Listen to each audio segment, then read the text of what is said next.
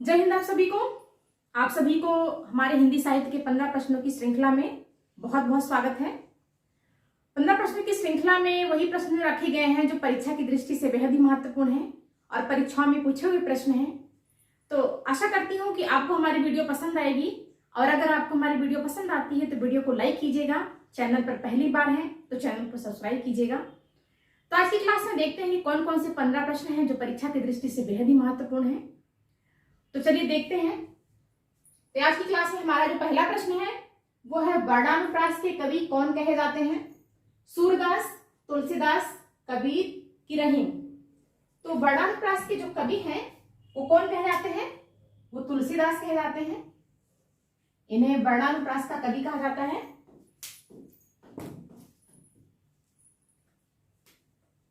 और इनके और भी उपनाम हैं, जैसा कि आप सभी लोग जानते हैं। इनके जो बचपन का नाम था वो राम बोला था। क्या था? राम बोला। क्योंकि बचपन में पैदा होने के बाद इन्होंने राम शब्द बोला था, इसलिए इनके बचपन का नाम राम बोला रखा गया। और इनको रूपकों का बादशाह भी कहा जाता है। रूपकों का बादशाह, हिंदी का जातीय कवि, हिंदी का जातीय कवि, कलिकाल का वाल्मीकि, कलिकाल का वाल्मीकि कहा जाता है। कलिकाल का वाल्मीकि इनको कौन बोला था? नाभादास ने। इस तरह से इनके जो है ये सभी उपनाम है। राम बोला, रूपकों का बादशाह, ये टीजीटी में पूछा हुआ प्रश्न है, ये भी टीजीटी में पूछा हुआ प्रश्न है। तो राम बोला, रूपकों का बादशाह, हिंदी का जातीय कवि, कलिकाल का वाल्मीकि, वर्णानुप्रास के कवि, ये सभी जो तुलसीदास के जो है वो उपनाम है।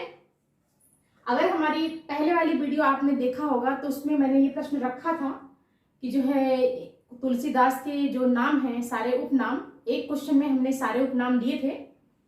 अगर नहीं देखे होंगे तो आज की क्लास में मैंने उन सभी उपनामों को बता दिया आपको कि इनका बचपन का नाम राम बोला था और इनको रूपकों का बादशाह भी कहा गया, हिंदी का जातीय कवि भी कहा गया, कलिकाल का वाल्मीकि कहा गया। और कलिकाल का वाल्मीकि इनको किसने बोला था? नाभादास ने। और किसान जीवन के कवि भी कहे जाते हैं ये। और कहा जाए सूरदास को, ये वात्सल्य रस के कवि कहे जाते हैं। वात्सल्य रस के कवि हैं ये। मुझे आता है प्रश्न कि वात्सल्य रस के कवि कौन माने जाते हैं? तो वात्सल्य रस के जो कवि हैं वो सूरदास माने जाते हैं। कबीर हैं तो कबीर जो है ये भक्ति काल का जो ज्ञानाश्रयी शाखा है, ज्ञानाश्रयी और प्रेमाश्रयी, तो ज्ञानाश्रयी शाखा के अंतर्गत जो है कबीर आते हैं। इनकी जो भक्ति है वो माधुरी भाव की है। इनका जो है माधुरी भाव है। माधुरी भाव का मतलब होता है दाम्पत्य भाव। रहीम जो है वो कृष्ण भक्ति यानी कि प्रेमाश्रयी शाखा के अंतर्गत आते हैं क्योंकि ये कृष्ण भक्त थे। दूसरा प्रश्न हमारा बनता है कि अग्रदास की भक्ति कैसी थी? ये प्रश्न भी बहुत ही महत्वपूर्ण है और परीक्षा में पूछा हुआ प्रश्न है कि अग्रदास की भक्ति कैसी है या कैसी थी। तो अग्रदास की जो भक्ति है वो क्या है? वो माधुरी भाव है। जैसा कि भी हमने बताया था कि कबीर की भी भक्ति माधुरी भाव में आती है और अग्रदास की जो भक्ति है वो भी माधुरी भाव में आती है। और माधुरी भाव का एक मतलब होता है क्या? दाम्पत्य भाव। क्या होता है? दाम्पत्य भाव होता है। माधुरी भाव को दाम्पत्य भाव कहते हैं।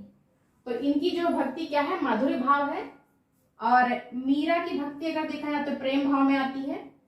और इनकी भक्ति किसकी? मीरा की प्रेम भाव में आती है, मीराबाई की। और अगर दास्य भाव की कहा जाए तो तुलसीदास की भक्ति है। तुलसीदास की भक्ति जो है वो दास्य भाव के अंतर्गत आती है। तो ये क्वेश्चन बनता है कि प्रेम भाव की भक्ति किसकी है, दास्य भाव वाली भक्ति किसकी है और माधुरी भाव की भक्ति किसकी है। तो माधुरी भाव में जो है कबीर दास और अग्रदास दोनों लोग माधुरी भाव के अंतर्गत आते हैं क्योंकि दोनों लोगों की जो भक्ति है वो माधुरी भाव या दाम्पत्य भाव की है। तो तीसरे प्रश्न की तरफ चलते हैं।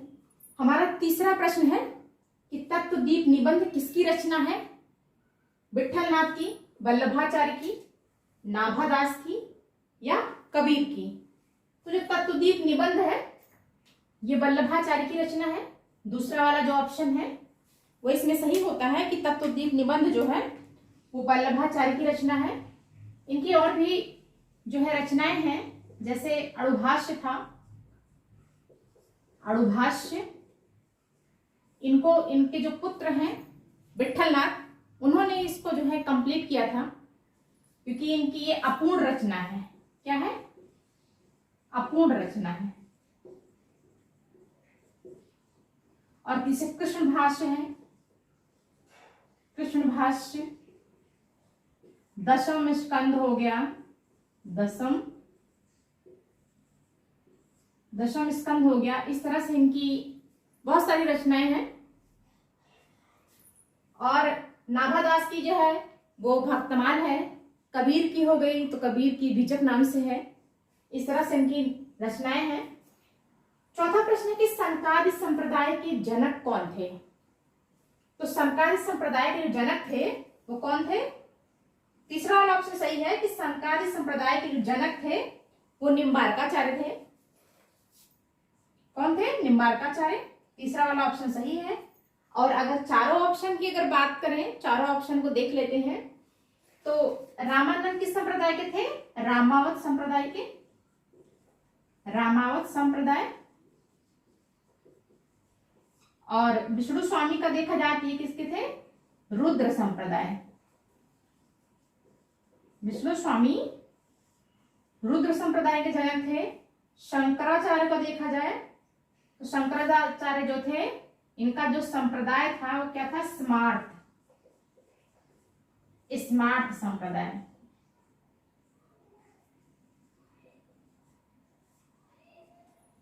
तो इस तरह से रामानंद जो थे वो रमाव संप्रदाय के हो गए, विष्णु स्वामी रुद्र संप्रदाय के हो गए, निम्बार्काचार्य जो थे वो संकादि संप्रदाय के जनक थे, और शंकराचार्य जो थे वो स्मार्त संप्रदाय के जनक थे। पांचवें प्रश्न को देखते हैं। पांचवा प्रश्न है रामचरितमानस का सबसे बड़ा कांड कौन सा है? किष्किंधा कांड, सुंदरकांड, बालकांड या अरण्यकांड? तो रामचरितमानस का जो सबसे बड़ा कांड है वो कौन सा है? बालकांड है, क्योंकि इसमें क्या है? इसमें राम के बाल रूप का वर्णन किया गया है, या राम के बचपन का वर्णन है इसमें। तीसरा वाला ऑप्शन सही है, सबसे बड़ा कांड है ये। इसको अगर ये क्या है? सबसे बड़ा कांड है। सबसे बड़ा कांड रामचरितमानस का सबसे बड़ा कांड है। और रामचरितमानस कितने जो है उसमें भागों में विभक्त है? इसमें कितने कांड हैं? टोटल कितने कांड हैं? 7 कांड है। 7 कांड है। किष्किंधा कांड जो क्या है? सबसे छोटा,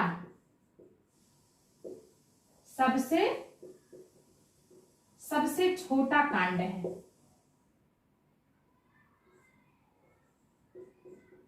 किष्किंधा कांड सबसे छोटा कांड है। सुंदर कांड जो है इसमें क्या है? इसमें नायक क्या है? इसमें नायक हनुमान है। इसको जरा थोड़ा सा उधर लिख दें, थोड़ा कंफ्यूजन हो जाएगा नहीं तो। रामचरितमानस जो है किसने में? 7 कांड है। रामचरितमानस में 7 कांड है, जिसमें से किष्किंधा कांड जो सबसे छोटा कांड है।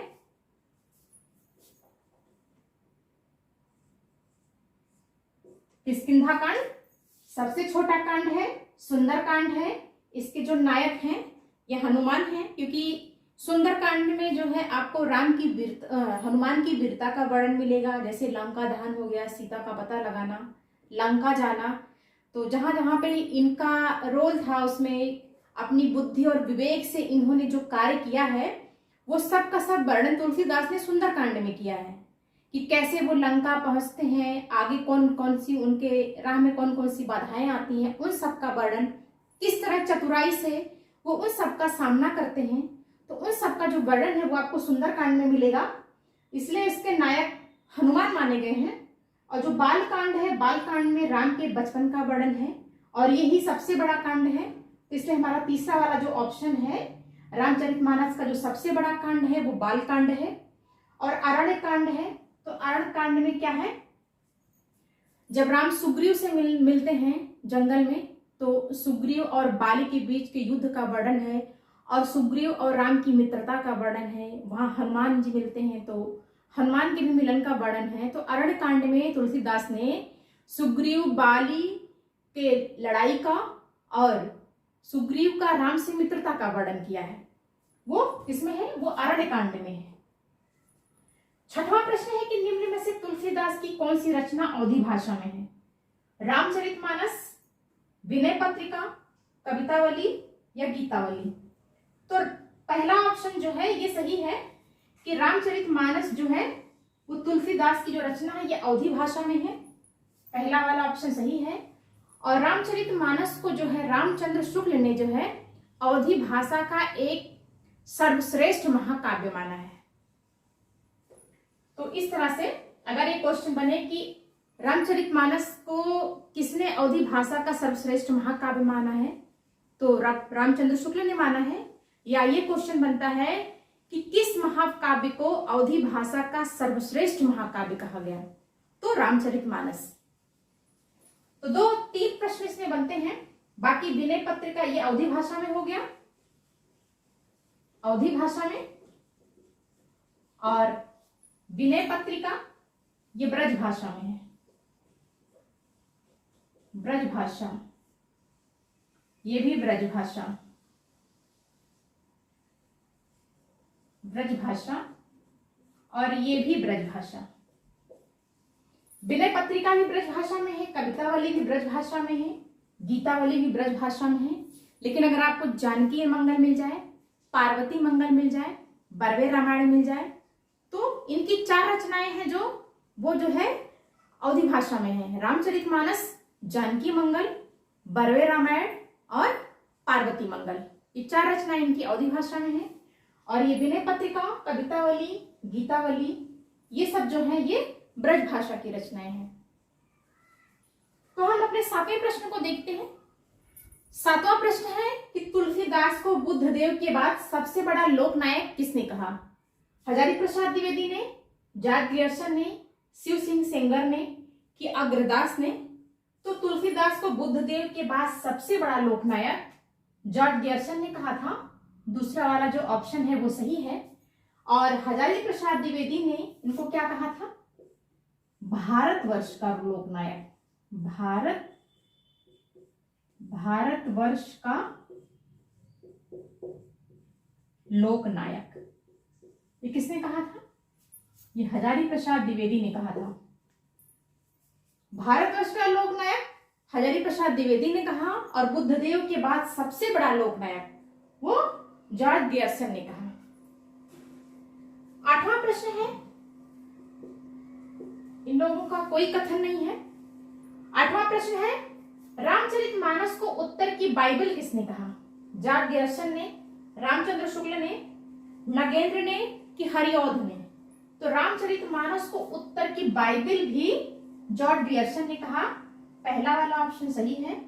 इस चीज को आप ध्यान दीजिएगा कि जॉर्ज ग्रियर्सन ने तुलसीदास को भारत का सबसे बड़ा लोकनायक कहा और रामचरितमानस को उत्तर की बाइबल कहा।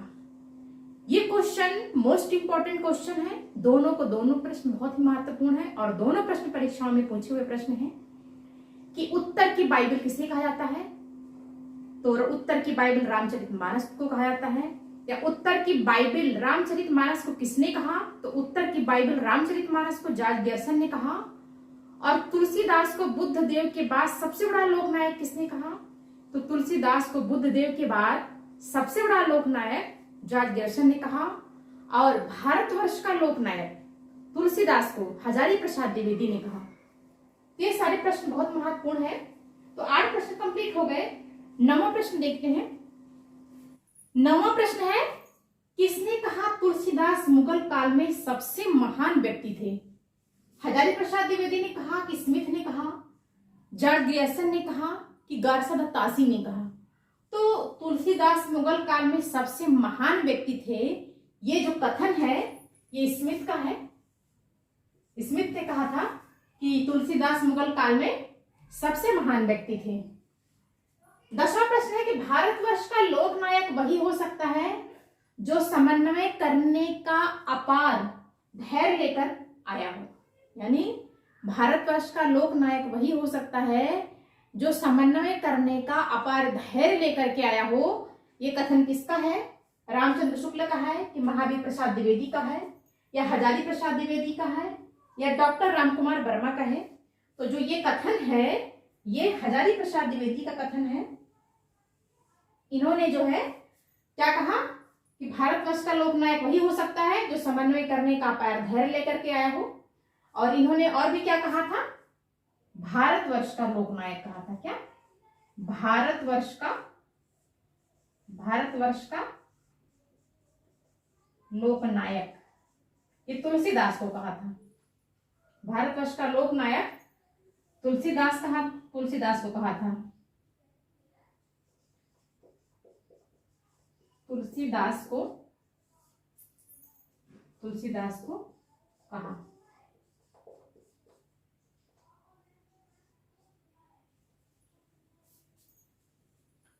और कहीं ना कहीं जो ये कथन है ये तुलसीदास के बारे में ही है कि भारतवर्ष का लोकनायक वही हो सकता है जो समन्वय करने का अपार धैर्य लेकर के आया हो। ये तुलसीदास के बारे में ही कथन है। और ये कथन हजारी प्रसाद द्विवेदी का है। और हजारी प्रसाद द्विवेदी ने भारतवर्ष का लोकनायक भी तुलसीदास को कहा। तो ये प्रश्न भी बहुत महत्वपूर्ण है। तो 10 प्रश्न कंप्लीट हो गए। 11वें प्रश्न की तरफ चलते हैं। 11वां प्रश्न है, भक्ति काल के किस कवि ने संस्कृत को छोड़कर भी संस्कृत की शास्त्रीय परंपरा का निर्वहन किया? कबीर है, सूरदास है, तुलसीदास है कि नंददास है? तो ये जो प्रश्न है इसमें जो है तीसरा वाला जो ऑप्शन है तुलसीदास। तो तुलसीदास जो थे वो संस्कृत की शास्त्रीय परंपरा को छोड़कर भी जो है संस्कृत को छोड़कर भी उन्होंने संस्कृत की शास्त्रीय परंपरा का क्या किया था? निर्वहन किया था। तो उसमें तीसरा वाला ऑप्शन सही है, तुलसीदास। 12वां प्रश्न है कि रामानंद के गुरु कौन थे? अग्रदास थे, रामानंद थे, कबीर थे या रैदास थे? तो जो नाभादास के जो गुरु थे वो कौन थे? वो अग्रदास थे। पहला वाला ऑप्शन सही है। और जो रामानंद थे तो रामानंद के जो गुरु थे वो कौन थे? राघवानंद थे। और ये कबीर कौन थे? ये रामानंद के क्या थे? शिष्य थे। और ये भी कौन थे? ये शिष्य थे। और ये भी रैदास भी क्या थे? शिष्य थे, रामानंद के शिष्य थे। और नाभादास की जो रचना थी क्या थी? इनकी रचना क्या थी? इनकी रचना थी भक्तमाल। कौन सी रचना थी? भक्तमाल थी, जिसमें रामानंद के 12 शिष्यों का वर्णन किया गया है। और 12 शिष्य में इनके ये दो शिष्य थे, कबीर और रैदास, ये दोनों लोग भी उसमें शामिल थे रामानंद के 12 शिष्यों में। तो 12 प्रश्न हो गए। 13वां प्रश्न देखते हैं। 13वां प्रश्न है कि रामायण महानाटक किसकी रचना है? हृदयराम की, प्राणचंद्र चौहान की, कि रायमत पांडे की या तुलसीदास की? तो रामायण महानाटक जो है ये जो है प्राणचंद्र चौहान की रचना है। दूसरा वाला जो ऑप्शन इसमें है वो सही होता है। और हृदयराम की अगर देखा जाए तो इनकी है हनुमान नाटक। क्या?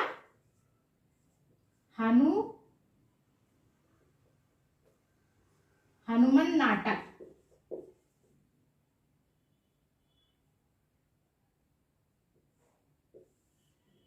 हनुमान नाटक हो गया। रायमत पांडे का है हनुमत चरित्र। तुलसीदास की पता ही है क्या है? रामचरितमानस।